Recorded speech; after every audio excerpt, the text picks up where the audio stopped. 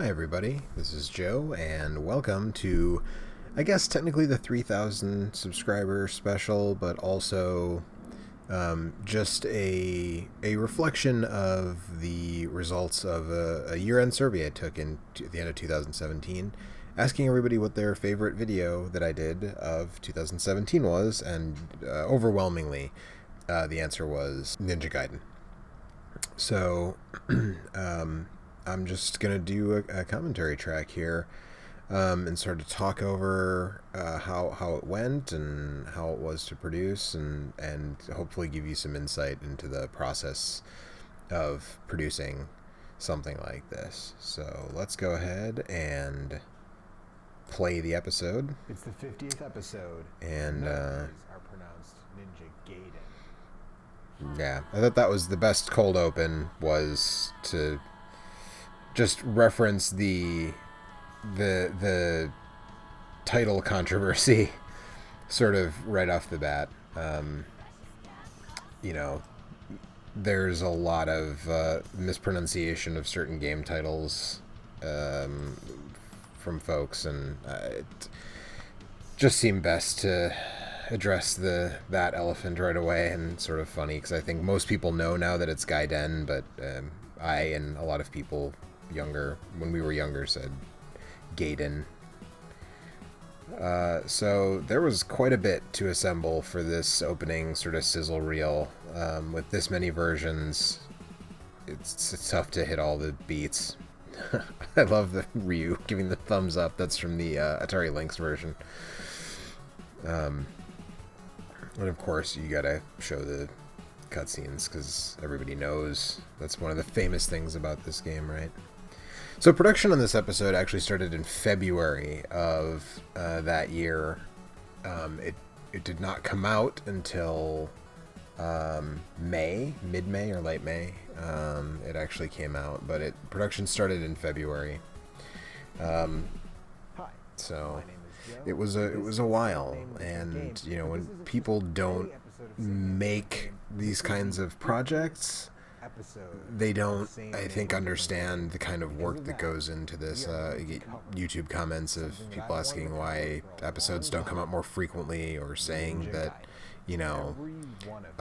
certain other videos are taking away resources from doing these videos, and that's not true. Doing a live stream has almost negligible impact on the amount of work that goes into something like this. So, it was the 50th episode, and I'd planned to do this for a while. So this actually happened in the background of production of several other episodes, right? So I think it was after the February episode was done that I started, working on this. So this was done concurrently with the March episodes and the April episodes for 2017. Which would have been WWF Warzone and Gradius 3. Those were produced concurrently with this episode. This is Pleiades, the first the first Tecmo arcade game, which I hadn't played until I did this episode. I'd never played, or I don't think I'd even seen a Pleiades machine in the arcade before. So, yeah, I love that this Ninja Gaiden came out because the president thought ninjas were a cool fad in America, thanks largely to Sho Kusogi movies, I guess. So these titles were developed concurrent. Yeah, so this is a thing that people a lot of times get wrong. And in fact, even there was an episode of Retronauts not that long after I finished this episode where people were talking about, Ninja Gaiden being a port on the NES, and it's not a port. Neither version is a port. They were developed concurrently by two separate teams at Tecmo. So all this stuff is pretty simple. This stuff was the same way you would do any other episode. I did the normal research, and this is all And this gag had to sort of be in there when I. And actually, people have told me that I missed some versions. Apparently, there's a Tecmo Watch or a Tiger Watch version, which I assume is the same as the handheld Tiger handheld, but. And Eric Grider was really gracious to do this. A lot of the dialogue between Eric and myself was scripted by me and sort of fine-tuned by him. I sort of wrote a lot of that stuff kind of in broad strokes, and he fine-tuned the dialogue to make it more natural to him and sort of the character that he portrays, for lack of a better way of putting it. Most YouTube hosts that aren't, James Rolfe and people like that aren't really doing a character; they're just doing a host thing. But we wanted some gags in here. So the whole shtick that we came up with is that he would be trying to help me, and every time I would brush him off until finally at the end he would do the Tiger handheld version and act as though I'd forgotten about it and that kind of thing. So oh man, that game over screen is best game over screen. Even better than Friday the 13th. Still feel that way. Love the Friday the 13th game over screen though. But yeah, so this is all MAME footage. This game is available on the Wii Virtual Console, but some of the graphics and music are changed from the arcade release, and you can unlock it in Ninja Gaiden on the Xbox, but it takes a lot of work to do that, and I didn't have the time to invest in, doing jumping through all the hoops you have to do. So I just played it on MAME, captured it that way. So sword power up is sort of OP, but it's sort of sucks that he walks around with his hand on the sword the whole time. One thing I didn't mention, just because you get to a point where you're working on an episode of a show that's almost closing in on feature length, and you sort of have to make cuts, but some of the music in this game is very, very clearly just sort of chiptune versions of popular rock songs. I think the boss theme is a Black Sabbath song, if I remember correctly. So, but I didn't mention that in the video because, again, you kind of got to pick and choose what you're actually going to put in here. So,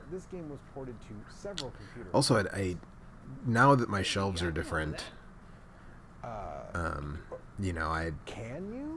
it bothers me that the bottoms of these cases are all facing out, where now the spines actually face out, but that's unreasonable. So here's the first brush off, so that's actually that was two separate takes, or that was meant to be two separate takes.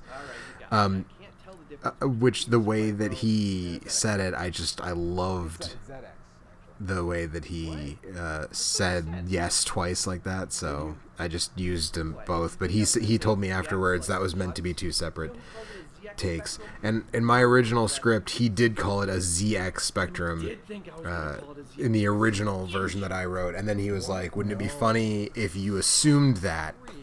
If I said it the right way and then you still corrected me? And I said, yeah, that is funnier. So so this was sort of the big coup for me personally, was getting Kim Justice to do this. She's got like 10 times as many subscribers as I do. I was really surprised that she said yes. Not only did she say yes, she edited her section, which if you watch the Friday the 13th episode, which she was also in, she didn't have time to edit that segment, so I did that part. But she edited this one and captured all the footage, and did everything for the segment, which is great because it took that work off of my plate. So, this this whole segment is 100% Kim, so I can't offer a lot of insight into the production process. I am impressed at how good the Amiga version looks, though, compared to the arcade. It's actually pretty impressive looking. Microconversions is that for once, the more powerful systems are actually the worst. The Amiga version easily has the best graphics, or at least the ones that are most like the arcade version. Yeah. But the controls, jerky, very jerky, to the point where it's really hard to even start. So, she forgot to mention the Atari ST version because it's so close to the Amiga version, but it just doesn't scroll. So I just put in a note there to sort of acknowledge that I know it exists, that we are covering it, except there's really no difference besides it moves screen to screen, it doesn't scroll smoothly, but otherwise it's the Amiga version. The best thing about it is the title screen song that's composed by Matt Furness, but there's no in-game music. Love Matt Furness. So it's dope that he composed a song for this version, but too bad that it's terrible. I have so little microcomputer experience. Like, that's one of the things that, you see a lot of British YouTubers covering this stuff, and I learn a lot about it. About these kind of things, because I had friends when I was young I had one friend who lived on my block when I was a kid who had a C64, and I had a friend in high school who's still my friend to this day, who's had a C64, but I just never got super into it. I have memories of some specific games, but I really don't know much about that. At the very least, your attacks have a good chance of hitting something, and you can start using strategy and thinking of the best ways to combine your regular flurries and jump in foes. The big issue with this version is the total lack of scrolling. It's a flick screen beat 'em up, which is quite unusual to say the least. If you combine the Amiga version and the Amstrad version, apparently you get the Atari ST version. But as for my favourite, well, if you know me already, you know how much I love the ZX Spectrum. And yes, this is the version that I played as a kid. But even with that potential bias, it's easily the best version. So I have an unconscious bias towards the ZX Spectrum because the graphics are so hideous. I don't know that I've played more than maybe 2 ZX Spectrum games in my entire life, and I feel like that's a library that I should look into. But all her arguments for why this game plays the best of all the versions all make sense. The other enemies are there, but they stand idle until other goons are beaten down. There's something about, I look at as ZX Spectrum games and I feel like they look so weird and kind of primitive, and I get that it was a budget-ish sort of system, so that's why. There's a big gap between that and the Amiga, and the C64 brings up the winner. But yeah, I should really dive into the Spectrum library more than I have, which is to say, basically it all. So. Yes and no. Oh yeah, so when we were planning this, she was like, can I talk about the Amiga version of Ninja Gaiden 2, or is that outside of the purview? And I was just like, no, go for it, because it's so weird that Game Tech did a version of Ninja Gaiden. Ryu is wearing orange. All I know about this version prior to Kim doing this segment was what I'd read on Hardcore Gaming 101, which was not very complimentary. So that's the thing about the Amiga that gets me too, is that most games only used one button. Ben Padden from Port Center just did a video about Amiga ports of Street Fighter 2, and it's just like you have to use the keyboard in some weird way to to sort of get it to work at all, and it's so weird. But yeah, so that was Kim's segment, and again, fully produced by her. I just dropped it into the timeline, basically, which is also why you don't see the backgrounds. One more port of the arcade game, released in 1991, the same year the backgrounds that I usually put in. On the NES. It's Ninja Gaiden for the Atari Lynx. Ooh, I know all about the Lynx. No, you don't. Don't even try. I know. I always wanted wanted a Lynx, but I guess my parents only loved me a Game Boy's worth. I don't know anything about Well, Eric was lucky because the Game Boy is Next to nothing about it, but actually I played this game. a much better system than the Lynx in a lot of ways. Fairly faithful port done by So I didn't do the full comparisons at the end, but I did do some screen comparisons where I felt it was necessary. Be the best of all So of the ports of the arcade game, though judging by what Kim said, that might not be the highest praise. Also, the soundtrack here is awful. yeah, so the soundtrack is really bad, and I was told by people after the fact that it was because I was using an emulator. The soundtrack is actually not that terrible if you're playing on real hardware, but modifying links to output, It is, however, missing to output a video signal is really sort of prohibitively expensive on the Atari Lynx. at this moment. So that's one of those things where like I'd like to get a Lynx and modify it maybe at some point, but And that covers the arcade version and all of there's its ports. other stuff That that I just want to get done you before get. that. So I'd use an emulator. I don't love using emulators, but I do actually know a lot about this one. Look, dude, I appreciate it, but if there's one game on this episode that I do not need any help covering, it's this one. But I beat it! Do I even need so I like that gag a lot. And I maybe should have added an echo effect on his, but I beat it. But This game left such an impression on me. this also, the disappointing thing about this is this was right before I got the HDMI mod put in my NES. So the FrameMeister is trying to do its best here, but it doesn't quite get the standard composite video signal from a stock NES. It's not terrible. It's better than if I'd plugged the composite, right into a capture card. But it's really it's man. This is one I really try not to give in to the urge to go back to old videos and sort of redo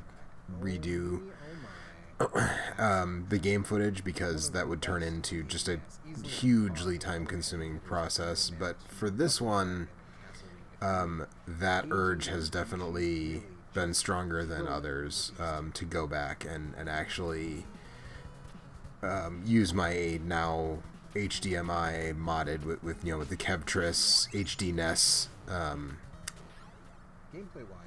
mod and get really sharp, great-looking game footage and replace this, what's in here. But again, it's just. What is up with this fixation on I had thought about doing a list in the Friday the 13th episode of game enemies inspired by Jason Voorhees. Look at these power-ups being in floating objects. But again, you kind of make decisions about where you're going to dedicate the time in an episode without going overly long or anything like that. So I never did that, but I feel like at some point I need to do a video, even if it's just a totally random one-off thing that's talking about all the enemies in video games that are inspired by Jason Voorhees. This is the hardest screen in the game, by the way, that you're seeing right here. This is, and I think most people would say that. James Rolfe dissected that screen in his video on Ninja Gaiden. And actually, that's something that I do tend to do when I don't know if I've mentioned this before, but when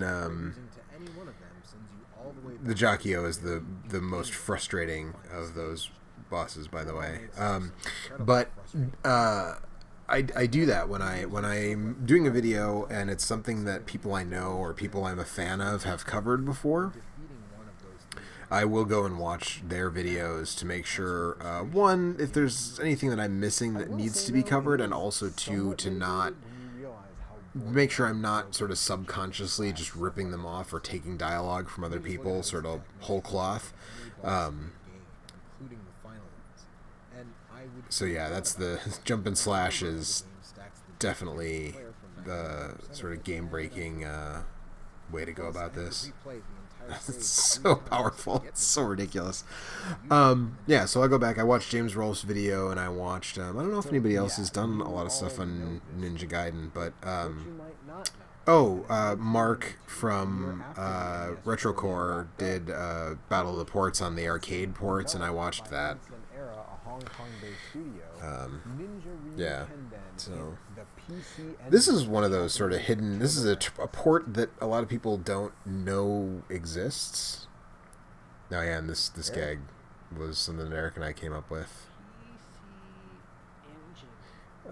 This would be the one where he doesn't try to help, and I think that was his idea, if I remember correctly. His idea was, I don't know, he actually said, I don't really know much about the TurboGrafx, the PC Engine, and it would be funny if if I didn't try to help, if this was the one where I was just like, I don't know anything about that, don't even try to lie.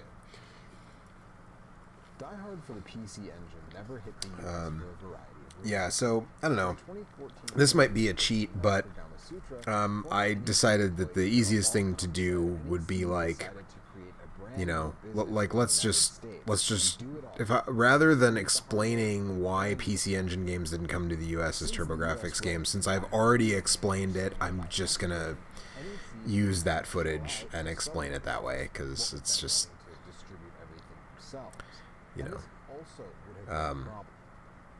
and also I found out later that the guy I'm about to quote here, John Brandsetter, he still works in the industry, and I believe he works at Microsoft. I don't remember though, but I just saw him quoted in something else, in a modern context, in a company he's working at now. It says Microsoft or Sony or something.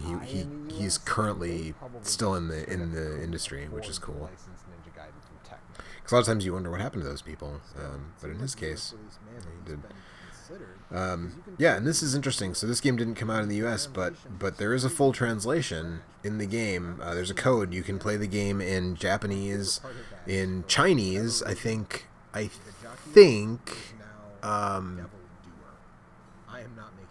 See, now I'm not sure. I right when I did this, I would have known, but I believe it's Cantonese, not Mandarin, but but you can play it in Chinese, and you can play it in English there's a code for the Chinese and English versions. So, yeah, I don't know. Some people have told me in the comments of this video, the original video, that they actually like the soundtrack on the PC Engine version, and I think it is just terrible. And also, when you throw the windmill star, I didn't mention it because I didn't really think I needed to, but you can hear when you throw the windmill star, it's like it overrides everything, and it's really loud. And yeah, the parallax scrolls backwards. The parallax, it's really choppy and it scrolls the wrong way. It's terrible, and I don't know how that happened. And the jump and slash doesn't work. So the windmill star, the windmill star goes through bosses, which I remember finding strange and playing it, but it was really hard to get to the end of this version without being able to use the jump and slash. I did not finish it. I got to the end, but I was not able to beat, if I remember correctly, I don't think I was able to beat the Jakio. So right, so that's a good thing. You get to keep your sub weapon in this version of past death, and yeah, well, I don't need to say it because I'm saying it right now, but yeah, so there's some things that make it easier, but nerfing the jump and slash kind of kills the whole thing. So, oh yeah, and the invincible art of the fire wheel not working properly in certain contexts. So yeah, you're better off checking out the NES version. 10 times what the NES. Yeah, I got my copy at a reasonable price. It's another one of those stories of like, if you were collecting games like 5 or 6 years ago, you were buying games a lot cheaper. That really expensive Super Nintendo collection, right? Wasn't there a Genesis version too? Yes, true, but that is not a port of the NES. So, This was another exactly who can help kind us of a out with coup. this. I mean, I've talked to Dan and Dan Bulik, and these guys were great to work with too, and they're great to hang out with. We've hung out at Too Many Games a couple times. You know, we've been on panels together. So this was scripted. They were on a production cycle of their own, and so most of this was scripted by me because they didn't know much about the games in question.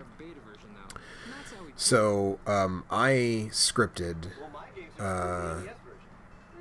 this and then sent it to them. But they added a lot to the script. The thing about the victory beer at the beginning, where Greg says he's just gonna drink the victory beer and then he throws it. That was all them. I didn't write that. Yeah, the instrumentation in the Super Nintendo version's music is super weird.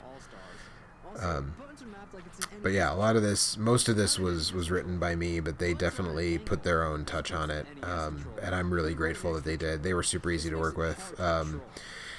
You know, not unlike Kim, though they did not edit this segment. So I edited the segment, edited the sound effects for the beer can opening and all that stuff. You know, so. The Genesis version? Yeah, and it plays great. Fine. The way Dan performed this was perfect. Yeah, again, I'm really grateful that these guys did this, and I think that you want to talk about controls. Let's talk about controls. I believe was improv'd by Greg. This game is really hard to play. This game is really rough. It was never released, so you kind of have to give it a little bit of an allowance on that. You know, but it's really bad. It's probably best that they canceled it. It's best that they canceled it. So yeah, there wasn't really enough to do a full, and this is part of why I wanted them to do it, because I was pretty sure they would never do an actual full episode on their own, because there's just not enough to cover.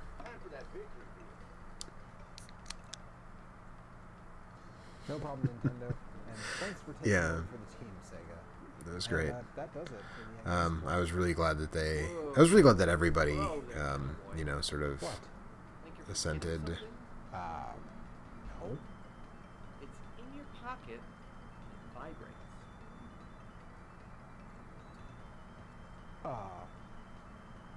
I have no idea. So this is probably the most juvenile joke in the whole video, and maybe one of the most juvenile jokes I've ever done. Okay, fine.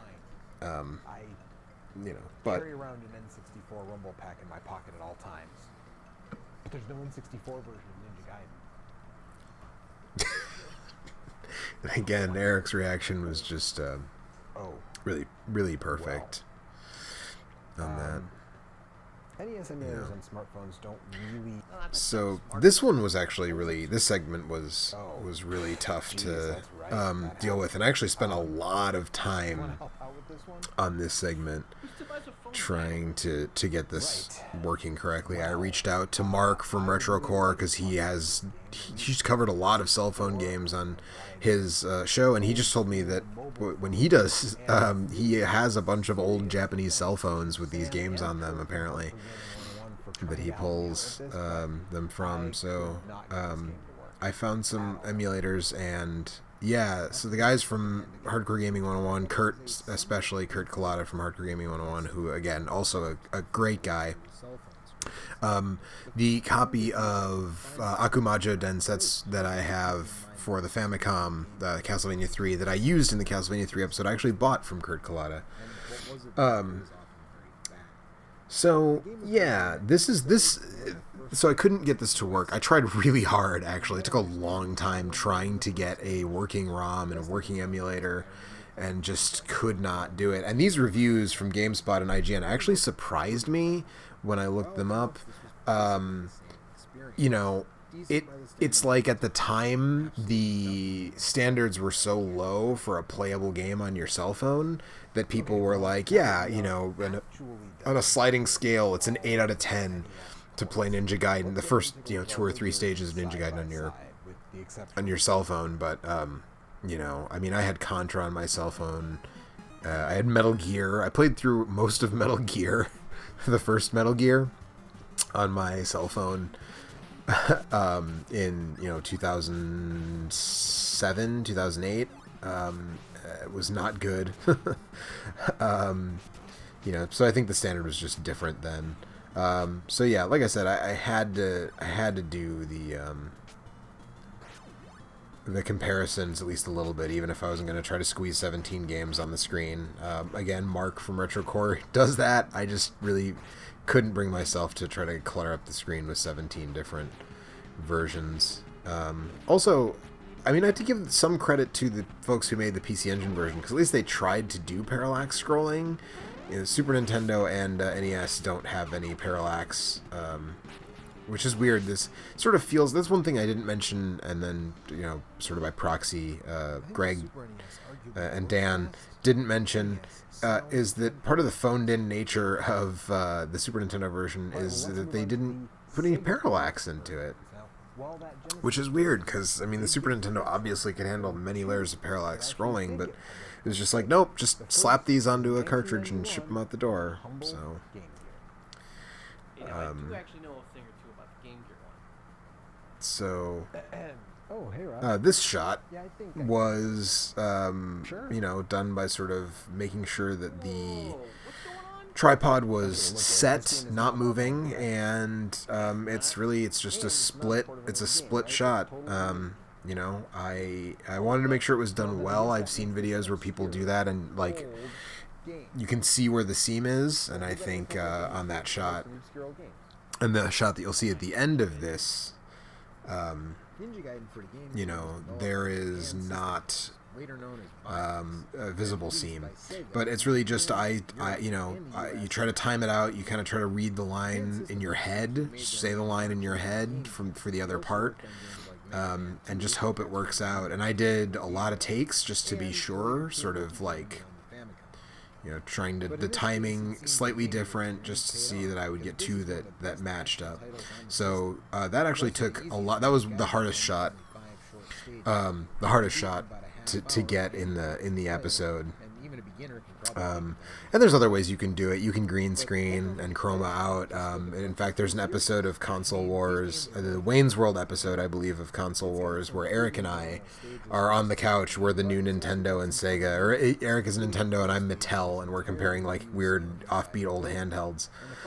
And that was done with green screen. Eric and I just did our stuff in green screen, and Dan put us into the Console Wars basement. So you can do it that way too. I could have green screened Roger, but I just did it as split. So the left half of the screen on that shot was Roger, and then the right was Roger by himself, and then the right half was me by myself, and then you just use you layer the shots together and you kind of cut them in half and match them up, and that's how you get it. And then on this front, like you know, again, this game is really good. This game doesn't look quite right though. This was when I think this is the first game that I had recorded footage for from my modded Game Gear with the TV out. So the Game Gear's screen resolution is the same as the Game Boy. So I was using a Game Boy setting on the FrameMeister, but the difference is that the Game Boy is a dot matrix display, so it uses square pixels. And the Game Gear has like a tiny raster display, so it's sort of stretched to 4:3 like a normal television. So if you watch more recent videos, I've actually, you know, made it so that it would be stretched. So that was a little easier. That shot was a little easier because we're not in the frame together. Roger leaves and I come in, so that's really just 2 separate shots, and then there's an invisible cut in there because again I made sure the tripod didn't move, so there's a hidden cut in there between when Roger walks out and when I walk in. This is one of those weird instances where Master System and Game Gear are totally separate. And this is Lee Garbut's section from Pughoof Gaming. I'm a big fan of Lee. Really everybody I asked participated in this, and I was really glad of that. And I wanted to get people with, I was really, like I said, I was really glad that, Dan and Greg and Kim agreed to do it. They have way, way bigger subscriber bases than I do. So, that's great. But I also wanted to feature at least a couple of people with smaller subscriber bases than I had at the time, or than I have now, certainly.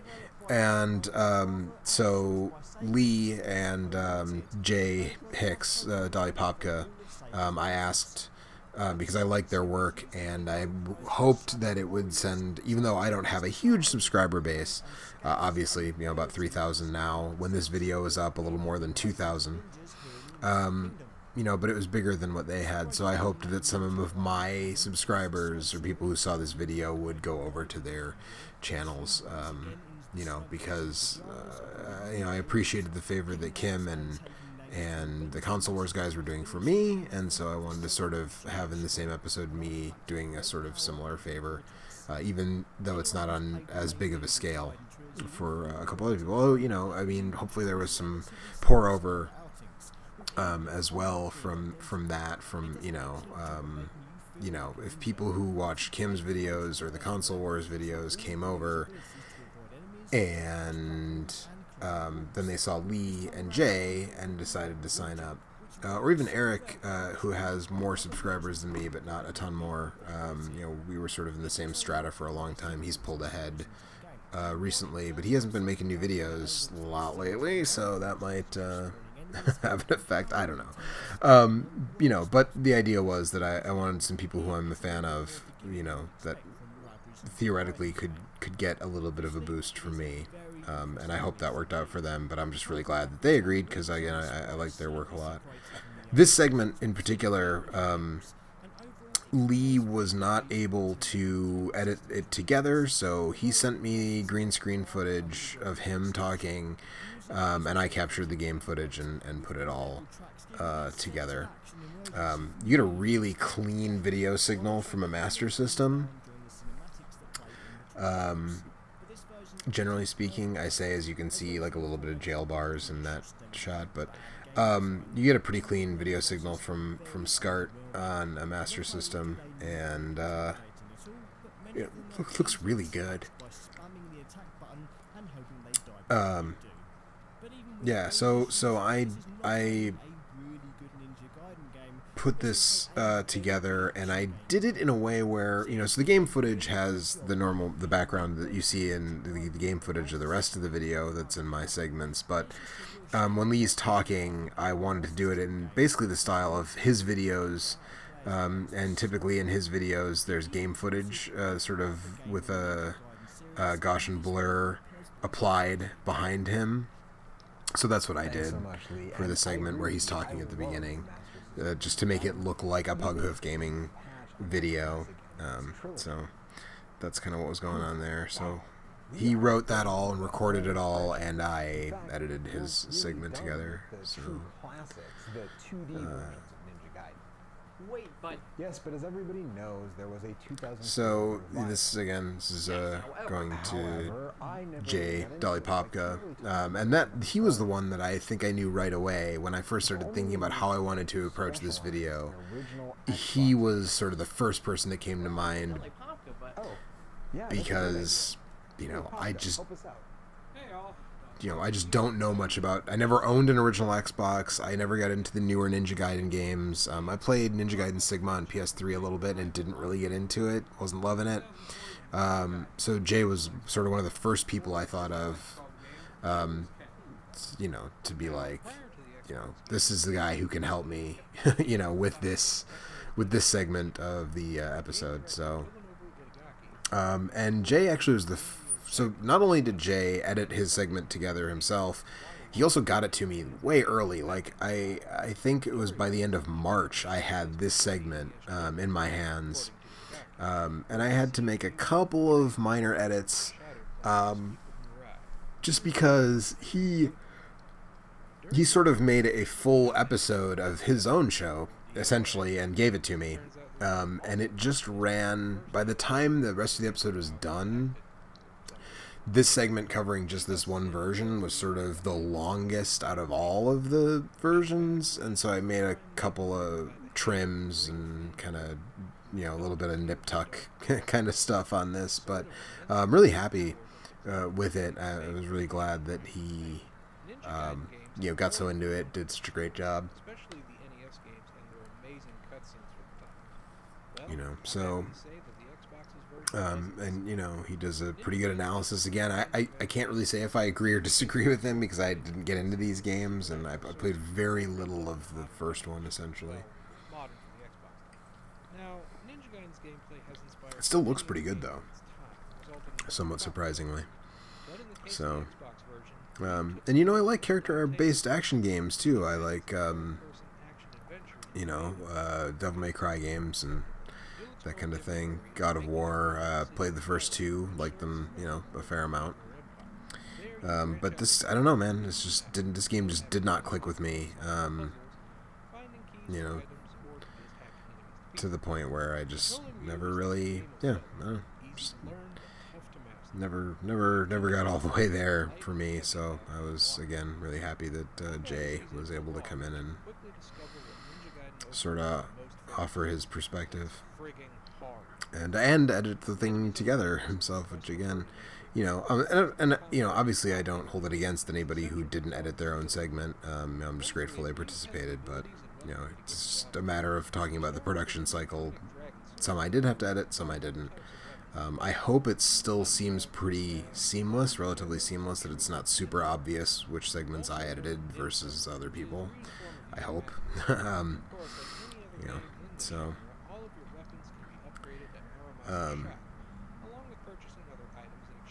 Yeah, I don't know. I don't know that I have a lot more to say about this segment. Again, big fan of Bayonetta, Devil May Cry. I've actually been replaying God Hand as I'm recording this. Not literally as I'm recording this. I'm not playing God Hand right this second. But I've been playing God Hand this week. But this game just never did it for me. Yeah, right. So in one version, you have to get all the scarabs to play the NES versions, which I think are actually the Super Nintendo trilogy versions. And then in the other version, there's just some I think doing the same thing unlocks the arcade game, and that's just so much work.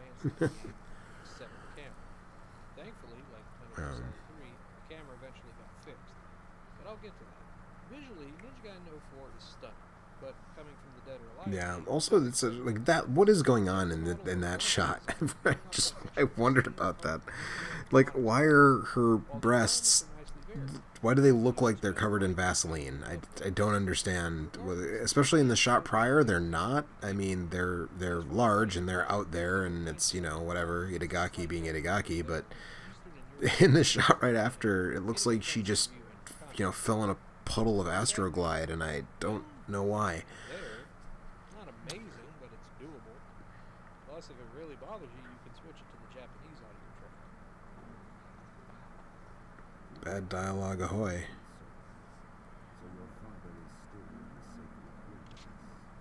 The Sacred Wilderness. This is terrible. That dialogue is terrible.